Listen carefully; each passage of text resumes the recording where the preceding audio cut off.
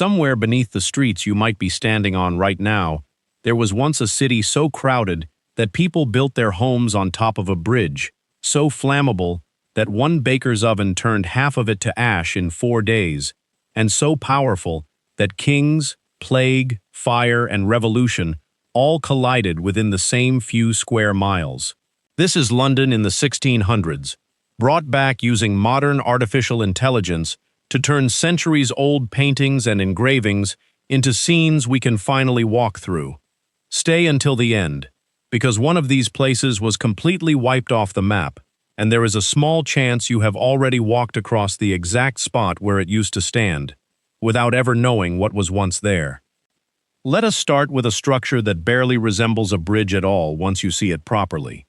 Old London Bridge by the 1600s had stopped being a simple river crossing generations earlier. It had become a street, a neighborhood, and a marketplace, all stacked on top of the River Thames. Houses climbed 4 and 5 stories above the roadway, shops crowded every inch of available space, and chapels and gatehouses were wedged in wherever they could fit. From a distance, travelers said it looked less like a bridge and more like a solid wall of buildings floating above the water, somehow connecting the city of London on one bank to Southwark on the other. Walking across it would have felt nothing like crossing a bridge today. You would have passed under archways, ducked beneath overhanging upper floors that nearly touched across the narrow roadway, and pushed through crowds of merchants calling out prices for everything from fresh fish to imported silk, all while carts rattled past, and the smell of the river mixed with wood smoke and the everyday business of thousands of people living in one impossibly compressed space. Underneath all of that timber and brick, the river was doing something dangerous.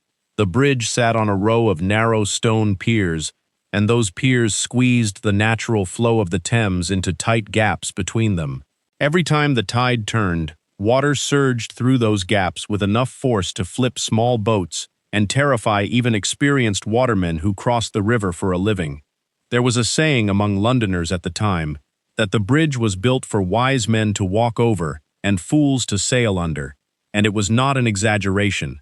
Boatmen developed a whole skill set just for the moment of shooting the bridge, timing their passage to the tide, and even then, accidents were common enough that many passengers preferred to get out, walk across the bridge on foot, and rejoin their boat on the other side, rather than risk the crossing by water. And yet, generation after generation, people still lived directly above that churning water, running their shops, raising their families, and falling asleep to the sound of the current below their floorboards, as if the danger simply became part of the background noise of daily life. Fires broke out constantly, unsurprising in a place built almost entirely from wood and packed this tightly together. Space was impossibly tight, so tight that upper floors were built to lean outward over the street just to gain a few extra feet of usable room. Carts, horses, and pedestrians fought for room on a roadway that was never meant to carry that much traffic, and yet this bridge remained the single most important crossing point in the entire city for hundreds of years, because until the 1700s, it was the only permanent way to cross the Thames anywhere near central London. If you wanted to move goods, soldiers, messengers, or simply yourself from one side of the city to the other, this narrow, crowded, occasionally terrifying bridge was your only option, and everyone from monarchs to market traders had no choice but to use it. Below it, the river itself was doing the heavy lifting for the entire city's economy. Barges, ferries, and merchant ships crowded the water day and night, hauling grain, timber, coal, and cloth in from the countryside, and goods from across Europe and the wider Atlantic world back out again. The Thames was, in every practical sense, London's motorway, its high street, and its lifeline all at once, and the bridge sat directly across the busiest stretch of it, like a bottleneck the entire city had learned to live with. In the rare, brutally cold winters, when the restricted flow beneath the bridge allowed the Thames to freeze solid enough to hold weight, Londoners did something almost unthinkable. They walked out onto the ice. Vendors set up stalls selling roasted meat and hot drinks. People skated and played games on the frozen surface. And for a few strange weeks, the same river that could sink a boat in seconds became solid ground beneath thousands of feet. By the mid-1700s, centuries of overcrowding and decay finally caught up with the old bridge, and city officials made the call to tear down the buildings that had covered it for generations. Between 1756 and 1762, that entire floating neighborhood was cleared away for good, and the bridge became, for the first time in its long history, simply a bridge. What is remarkable is that the site itself never disappeared. You can stand in that exact location in London today, even though almost nothing from that era survives above ground, and very few of the people crossing it now have any idea what once stood in that same spot. Not far from this river of commerce sat a very different kind of building. Long before it became the palace you would recognize today, Buckingham House started life in the late 1600s as a private townhouse, deliberately built on the western edge of the city, away from the noise and density everyone else was dealing with. Open fields and private gardens surrounded it, and the air itself was said to be noticeably cleaner than in the packed streets closer to the river. At the time, this spot marked the literal edge of London, the point where the city stopped and the countryside began, a boundary that would have been obvious to anyone standing there. It is a strange thing to picture now, considering what that same location eventually became and how far the city would eventually grow around it. Then, in September of 1666, everything changed in a matter of days. A small fire broke out in a bakery near London Bridge, in the early hours of a Sunday morning, and in a city built almost entirely from timber, packed tightly along narrow streets, that small fire had everything it needed to become a catastrophe. It spread with terrifying speed, jumping from rooftop to rooftop faster than anyone could organize a response. One surviving image from that week shows Ludgate engulfed in flames, with the old St. Paul's Cathedral looming in the background, its massive square tower still standing, but not for much longer. Scaffolding that had been erected for repairs on the cathedral is said to have caught fire and helped bring the entire structure down.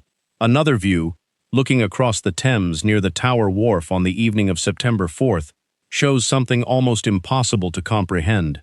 The entire skyline appears to be on fire at once. London Bridge sits to one side. The Tower of London narrowly escapes the flames on the other, guarded in part by gunpowder stored nearby that could have turned the disaster into something far worse. And old St. Paul's burns directly in the middle of it all. Within a matter of days, most of medieval London, the London that had stood for centuries, was reduced to smoking rubble and ash that was said to still be warm underfoot weeks later. And yet, out of that disaster came something unexpected.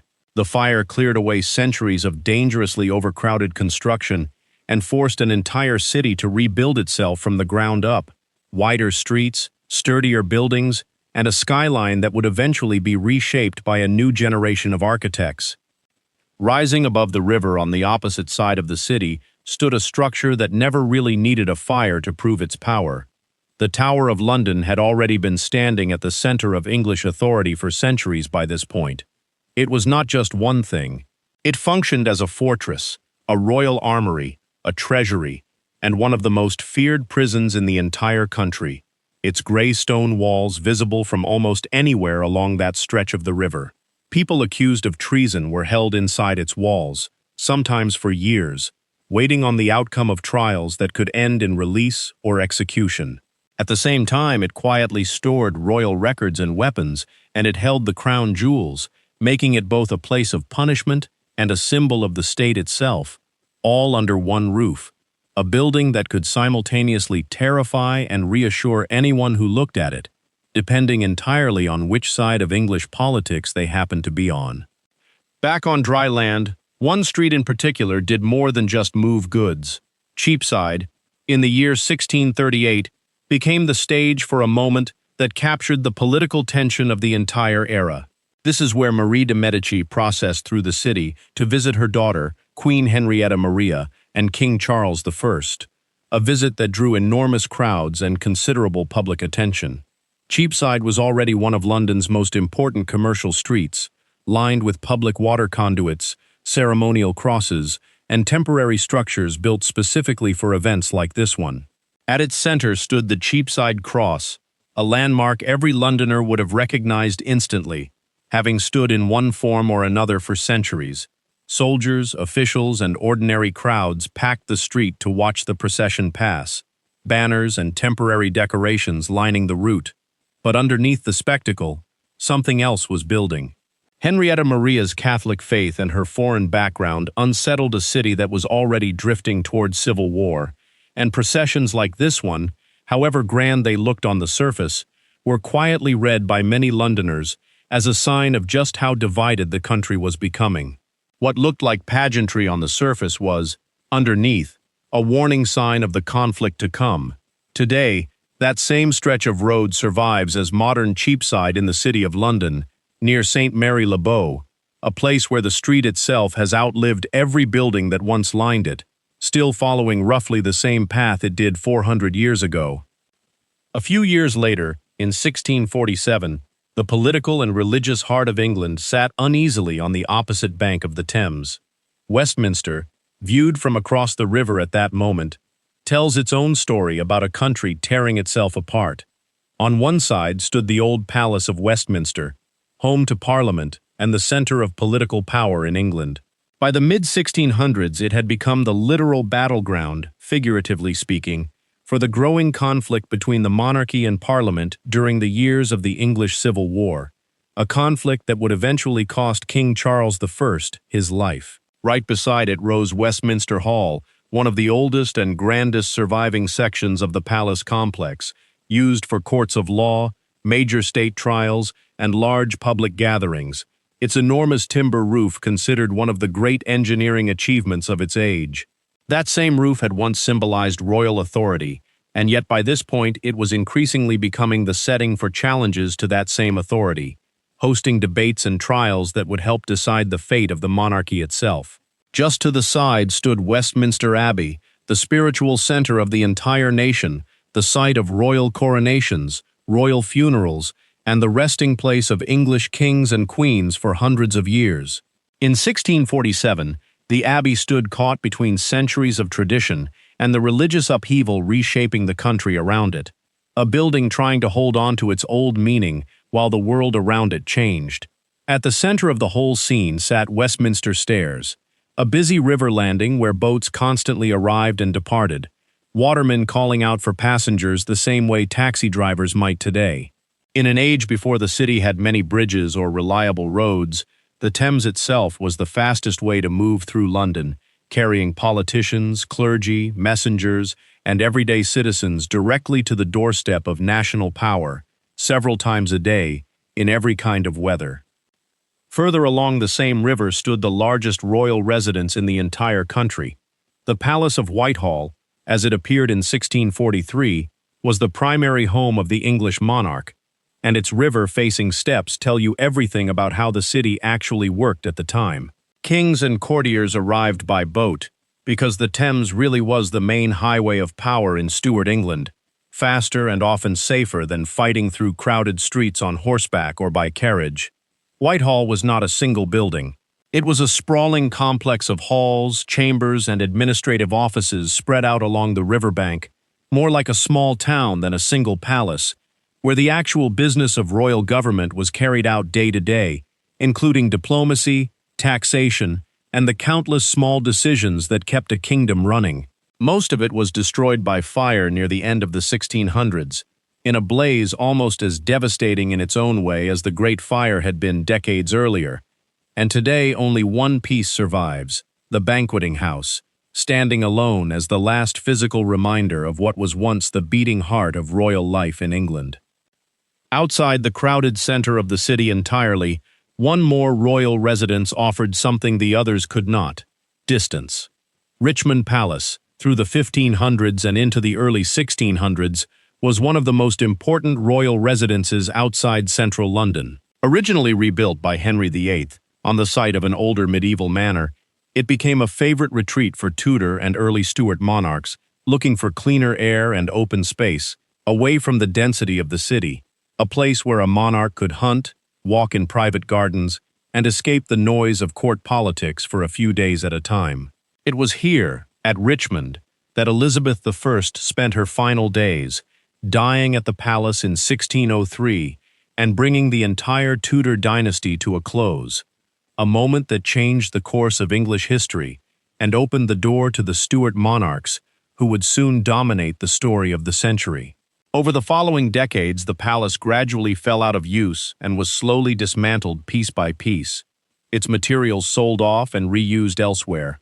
Today, its former grounds form part of modern Richmond, and only faint traces of its walls and layout survive, hidden beneath the streets and riverside paths people walk along without a second thought, completely unaware of the palace that once stood beneath their feet. Standing back and looking at all of it together, the bridge, the fire, the tower, the palaces, it is strange how close this all still feels. The streets have changed shape, the buildings are almost entirely gone, but the locations themselves are still there, still walkable, still part of the living city, still carrying the weight of everything that happened on that ground centuries ago. Every one of these places held ordinary people living ordinary lives in the middle of extraordinary history, crossing a dangerous bridge to get to work, watching a royal procession pass by, or hearing the first distant reports of a fire spreading through the city while they still believed it would be contained. It is worth remembering just how much guesswork goes into rebuilding a city like this. The paintings and engravings we have from the 1600s were made by individual artists, working from individual vantage points, often years or even decades after the scenes they were depicting, so no single image can be treated as a perfect photograph of the past. Historians still debate small details in almost every one of these views: the exact number of houses on the bridge at a given year, the precise route a royal procession followed through Cheapside, even how close the flames actually came to certain landmarks during the fire. What these reconstructions offer is not a courtroom-quality record, but something closer to an informed impression, built from the best surviving evidence, brought forward with modern tools so it can be explored instead of simply studied on a flat page.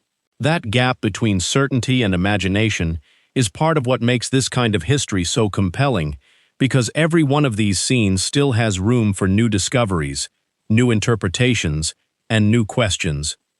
If there is another place, another moment in history, or a scene from the past you would want to see rebuilt like this, let me know, because this is exactly the kind of journey I want to keep building, one forgotten corner of history at a time.